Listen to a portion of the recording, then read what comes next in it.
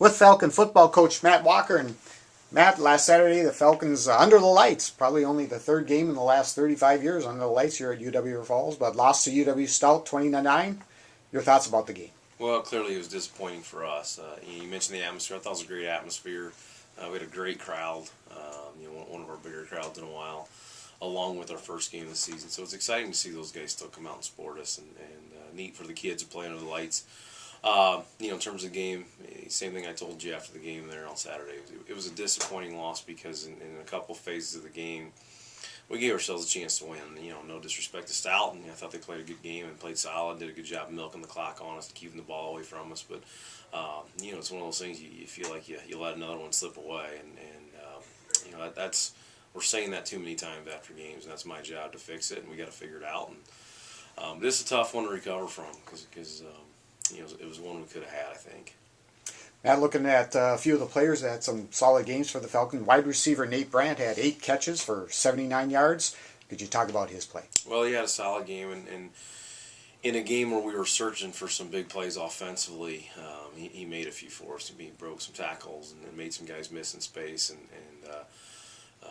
had the one there just shoestring to knock him down, or probably go in for a lead if he doesn't get knocked down there on the big play. So, but he had a solid game and continues to be a leader for us on offense, and it's good to see him have that kind of game for us.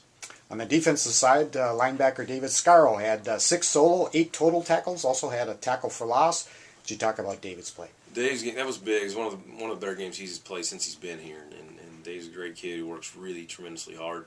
It was good to see. He was showing up everywhere. He's good in the run game, good in the pass game. He was in the backfield. He did a good job when we asked him to blitz, and it was exciting to see him play because he deserves it. He works really hard, and it was neat to see him get some results and have big production and kind of lead a defense that, like I said, gave us a chance to win. I think we just didn't play well offensively to get it done. On the special teams side, Robbie Flom had a kickoff return for 45 yards, darn near broke it. Exciting play by a young player. Yeah, Robbie's one of the leaders of that freshman group that has a lot of impact players, and he's an exciting player on defense with what he does in the cover game, and he's got a chance to be really, really special for us down the road.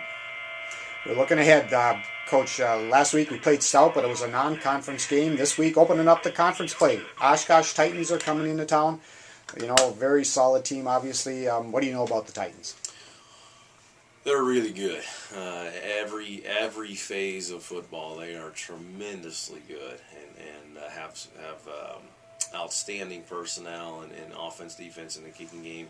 I mean, if you've seen what the scores and who they beat, it's really impressive the start that they're off to. We got a tremendous challenge on our hands, and I got a lot of respect for all the teams in our league, and I don't think I'm saying anything out of line here, but they arguably could be the best team in our league right now playing, and if you've got a chance to be one of the best teams in this league, arguably one of the top 2 or 3 teams in the country. Now, I don't even know what the national rankings are right now.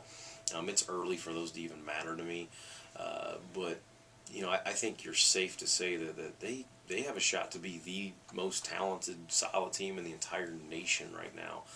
So we got our hands full. But it'll be fun. I mean, homecoming, and it'll be another big crowd and a chance to, the one silver lining is as disappointing as our start's been with the first 3.